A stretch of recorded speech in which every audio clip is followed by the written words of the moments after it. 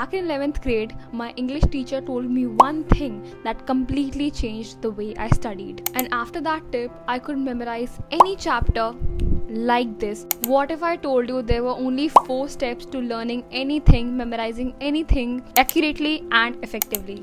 I've even made you a free template that you'll get in the end of this video to just beat that forgetting curve and remember your lessons like permanently. So let's get started. Hi everybody, welcome back to my channel. This is Astha, and on this channel we discuss academics, lifestyle, study vlogs and much more. You know, I'm from India, and India's education system is like majorly based on rote learning. That means you need to memorize each and everything to just go and write it down in the exam as it is, and that's what fetches you marks.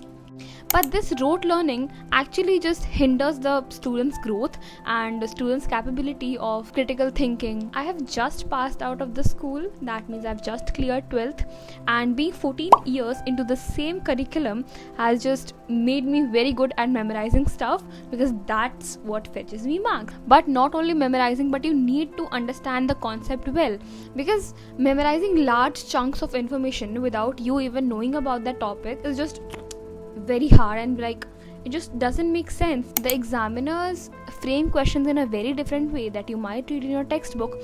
So if you're not understanding the concept, if you do not have a grasp on that concept, you're not gonna understand what question is that, and therefore concept clarity is very important. Tip 1, and my most used tip: repeated revisions. See, our brain has a tendency of forgetting things in like 1 week of reading them. This is also known as the forgetting curve, which actually leads the mind to just clear up things from the past and make space for new things that we're learning. That's why if you read a chapter today, in a few weeks or even a 1 week, you're gonna just forget all of it and you're gonna remember very small chunks of that. This is where repeated revisions come into play.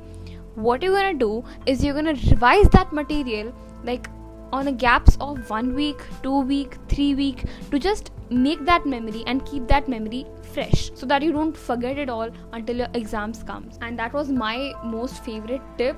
Like, I used to revise like multiple times in a block of like 1 week and 2 weeks. For example, if I study today is Saturday, so I'm gonna revise it on next Saturday, then I'm gonna revise it 2 weeks after that Saturday.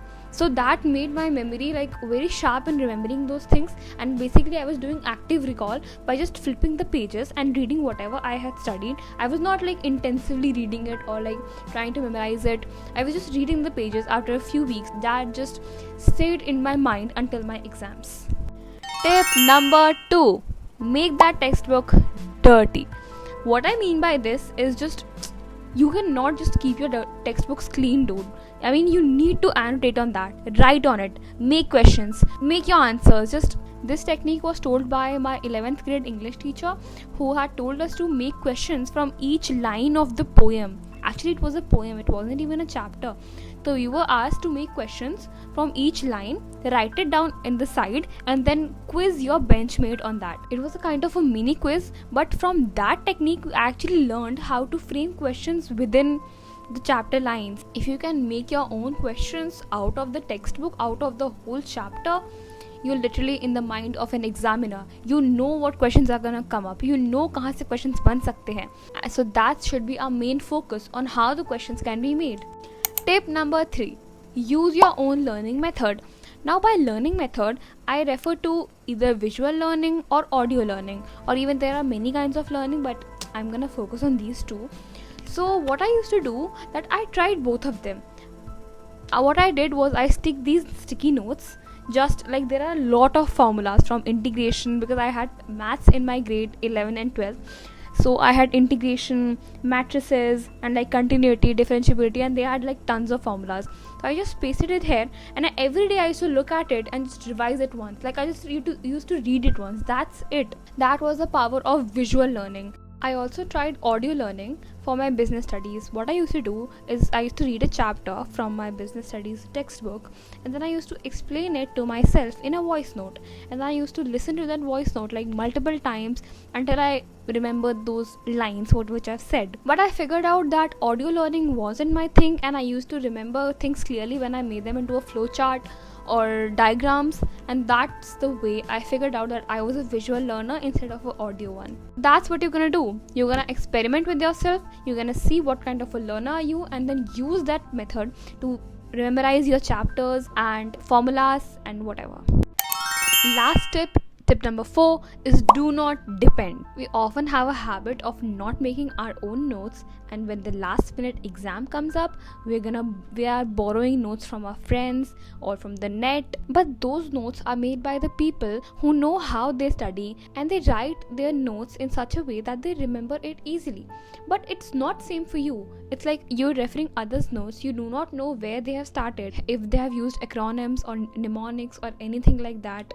That's why the best thing is to make your own notes. Whether it's just very short 1-page notes for a chapter or something, just make it. Do not waste your time on flashcards as well, because flashcards are useful if you have to remember like small things like dates in history or names of certain people, but these are not very useful for lengthy questions, because if you put lengthy answers on a flashcard, then its purpose is already gone. Lastly, write all the questions which have the same answer.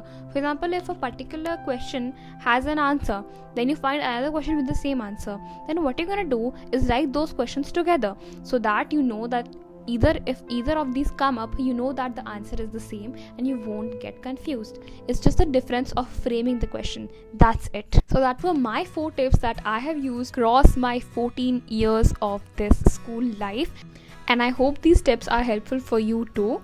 Check the description below for the forgetting curve template, and the only payment I'm asking for is for you to subscribe this channel and like this video. Drop an orange emoji in the comment box below and I'll definitely reply to you. Thank you. See you in the next one.